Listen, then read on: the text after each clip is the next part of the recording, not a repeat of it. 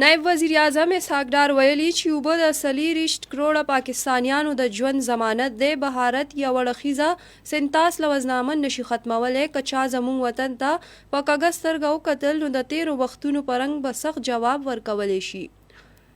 سینټ اجلاس ته خپله وینا کې د نائب وزیراعظم او خارجه وزیر اسحاق ډار وینا وه چې د پهلګام پیښې وروستو د پاکستان براه راست نوم نه دی اخیستی شوی او داسې یو ثبوت هم نشته چې دغه پیښه پاکستان سره وتړل شي.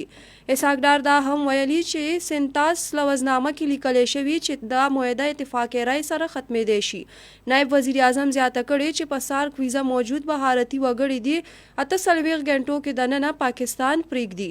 بلخوا صدر مملکت آصف زرداری ویلي چې ټول کام د قومي سلامتیا کمیټې فیصلو او اقداماتو سره اوږه په اوږه ولاړ دی. هغه وایي چې دښمن د څه قسمه غلط فهمۍ کې نه اوسي. پاکستان د خپل دفاع کولو پوره توان لري.